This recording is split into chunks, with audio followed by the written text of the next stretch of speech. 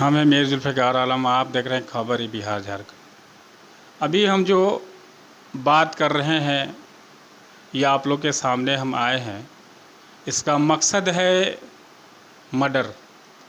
यानी पटना के अंदर चुनाव ख़त्म होते ही, लोकसभा के चुनाव ख़त्म होते ही इंसानों की जान जो है जानवर से बदतर हो गया। इंसानों की जान का कोई कीमत नहीं है। कहा जाता है कि मनुष्य जो है एक अनमोल प्राणी है, एक अनमोल ज़िंदगी है मनुष्य का ज़िंदगी। मनुष्य के जैसा कोई नहीं। मानवता, एक इंसानियत सबसे बड़ा धर्म है। इंसानियत ही सबसे बड़ी पूजा है। जो लोग मर्डर कर रहे हैं, एक दूसरों की घर को उजाड़ रहे हैं, क्या उनके अंदर ऐसी भावना नहीं आती है? क्या उनको नहीं सोचना है? अभी हाल ही में नेवरा, बिहटा थाना नेवरा क्षेत्र में, बिहटा के नेवरा थाना क्षेत्र में जो है एक लड़का का 25 साल उसका उम्र होगा, नौजवान लड़का, जो रमेश के पुत्र थे और उनका नाम राकेश कुमार था। उनके सीनों पर बदमाशों ने 3 गोली दागा। बताइए कि जब 3 गोली उनके सीनों पे मारा होगा तो उस वक्त का कैसा एहसास होगा, कैसे उनका जान निकला होगा, और जिसका पुत्र गया होगा वो उन पे क्या बीता होगा, रमेश जी पर क्या बीता होगा। उनका एक पुत्र जो व्यवसाय करता था, कपड़ा दुकान में जा कर के कार्य करता था, काम करता था, और कपड़ा दुकान सगुना मोड़ पे काम करता था, और वो घर के तरफ गया, साइकिल से जाता था, रोज़ का उसका टाइम था।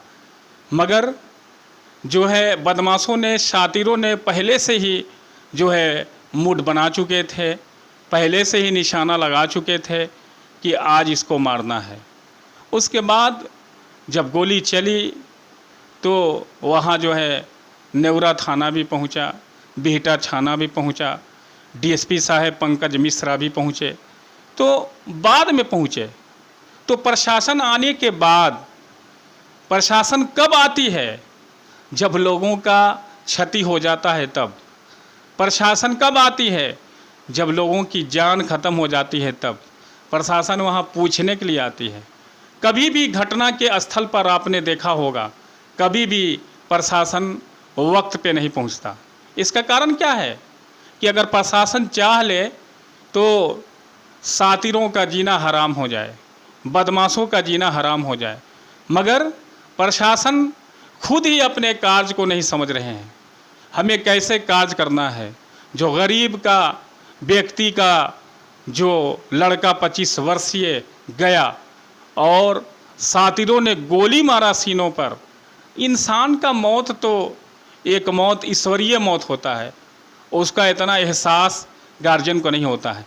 उसमें भी इंसान आंसू को बहाता है, उसमें भी इंसान जो है अफसोस करता है, मगर अफसोस करके जो है रह जाता है कि भगवान हमको पुत्र दिए थे, भगवान ही ले गए, फिर भगवान ही हमको आंचल भरेंगे, खुदा ही हमको जो है गोदी को फिर हरा भरा करेंगे।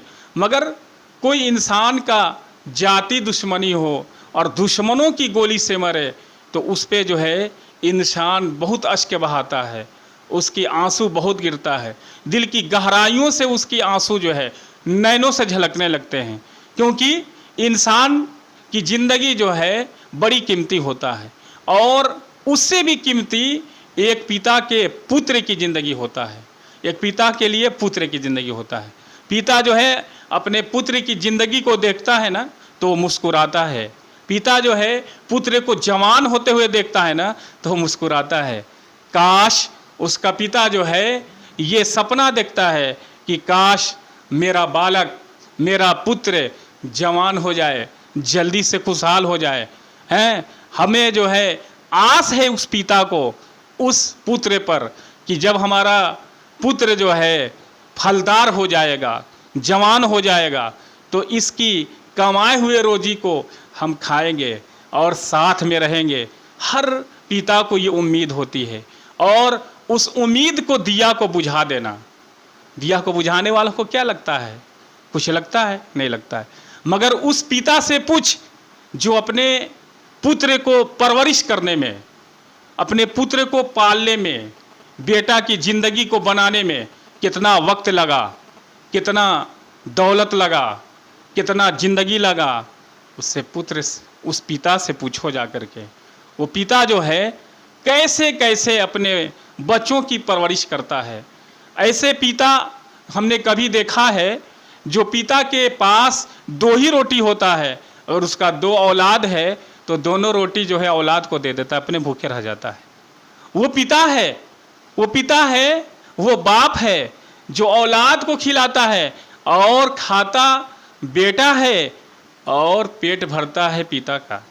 कैसी मोहब्बत है ये, अनमोल मोहब्बत, ये ऐसी मोहब्बत जो दुनिया में कहीं भी हमें दिखाई नहीं देगा सिवाय माँ बाप की, सिवाय पिता और माँ के सिवा इतना कोई इंसान किसी को नहीं चाहता है। हम लोग जो है कुरान में पढ़े हैं कि दुनिया में सबसे ज़्यादा अगर किसी का मोहब्बत है, अनमोल मोहब्बत है तो माँ बाप का है। माँ